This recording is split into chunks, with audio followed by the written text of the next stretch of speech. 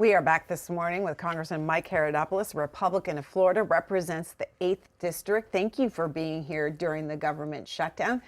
Have you stayed in Washington or are you making the trip back and forth? We're doing a lot of back and forth, so we are quite busy. My wife is actually the Chief of Staff to the Surgeon General, so we go back and forth. And I'm an empty nester now, and so the kids are at college or off at work, and so we're spending a lot of time up here making sure we're handling constituent calls here and in the district. I was back in the district yesterday, meeting with a bunch of folks. It's really important we keep our doors open as this troubling time is taking place, and making sure we're taking their other questions, but making sure that constituent work continues to get done. How many federal workers do you represent? What are you hearing from them? We're hearing from a bunch of them, of course. I represent Kennedy Space Center, and so you can imagine how important it is to our country. We have to win this new space race. We're excited about the fact that Artemis 2 will go around the moon for the first time since 1972. These folks are working today without pay. We give them a lot of credit for doing so. We're optimistic, like myself, who voted for keeping the government open. They want to see the government back open and get their back pay, and more importantly, make sure we keep the mission of the government in place. As a former history teacher, I think it's essential we do just that. For those federal workers in your district at Kennedy Space Center, should your leader, the Speaker Johnson, call back yourself and your colleagues to Washington and vote on legislation to pay them while they are working during this government shutdown? Well, the great news is we did just that. We voted yes, and as you know, I'm a former history teacher, and I remember as a kid growing up watching Schoolhouse Rock. We in the House did our work. We sent it over to the Senate, and for those, I was listening to some of the listeners before and callers today before I walked on the set, and as you know, it takes 60 votes to break the debate in the House, in the Senate, and so we're waiting. We can't negotiate against ourselves. We already sent this over there, a clean CR. Of course, the Democrats did that 13 times in the Biden years, and as a person who's back into politics after being the leader in the Senate back in Florida, it's really frustrating to see this hyper-partisanship in place because I thought a clean CR was just that. We thought by offering that clean CR. And the other thing that a lot of people don't know, we also went to the Democrats before this whole mess began and say, let's have a clean CR. And what date do you want? We want to go to January. They said November 21. We said, okay, fine, November 21. Yet, here we are today, 24 days into the shutdown, and no one's winning because the American public is losing, in my opinion. Democrats point to the 60 vote threshold. You need that in the Senate in order to advance any legislation. They say that's why Republicans need to come to the table with us and they need to compromise. We're saying if you want our votes, you need to do something about these ACA tax credits and return money to the Medicaid program. Well, first and foremost, the idea is that you have to have the government open to have a lot of these negotiations. Let's do it in the open eye.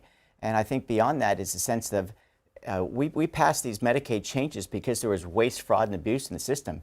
You saw we had this big debate, of course, illegal immigration, but also this case of people did not tell the truth on their application for Medicaid. We want to make sure those income checks are put in place. And also, if you're able-bodied, you should not be on Medicaid.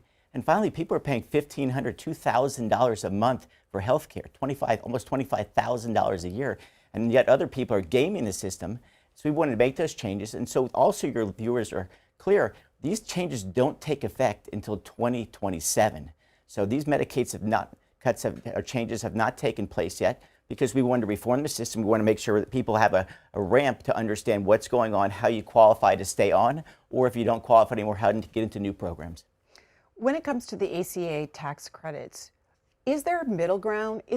Where would you agree with Democrats on helping to lower the premiums? Because without these tax credit subsidies, these enhanced tax credit subsidies, you've heard from your colleague Marjorie Taylor Greene saying constituents in Georgia that she represents are going to see their premiums go up. Yeah, first of all, everyone's premiums are going up because of the failure of Obamacare. Remember, they promised lower costs. They promised you can keep your doctor. Those did not prove to be true, unfortunately. And the subsidies are in place because the prices are going up. I think Speaker Johnson put it correctly, 60% since we began. So I'm a person who's intimately involved in healthcare. My wife's a medical doctor. And also, of course, when I was in the Senate, we dealt with Medicaid a lot. It's a federal state program. Florida Senate. I'm sorry. So as Florida leader, we always look to reform the system because we want to help the people most in jeopardy, those who are disabled, pregnant women, kids of low-income parents. We want to help those folks out. But we don't want to make it a way station or a free healthcare system when other people have to pay out of their pocket. So this is a cohort of, 24 million people are on the Medicaid, or excuse me, on the Obamacare subsidies, up from 11 million just a few years ago because of the COVID changes. What we want to do is what we did with Medicaid. Let's make some reforms in the system. and let's make it where we get rid of the waste and fraud. And we also make it clear that everybody is in this game together. There's 24 million people. There's also 165 million people who pay privately and are paying $1,500 or $2,000, if not more dollars a month. And they have to have a vested interest here too. It's not just that one group they're worried about. I think there's a lot of things we can do, including people who are on this system who don't qualify for Medicaid need to put some money into this system because they're getting a benefit that a lot of people are paying a lot of money for.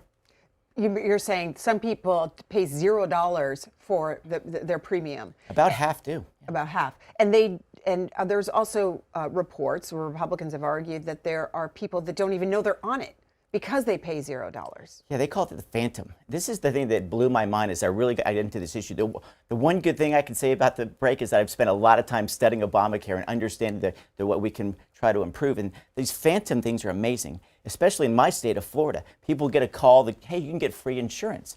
Did you know that 35% of the people who are on these Obamacare subsidies did not use any of those healthcare needs? Meaning they didn't even go a script filled, didn't see their GP, didn't get a COVID shot or any kind of vaccine at all. That means the insurance company got paid and there were no services rendered.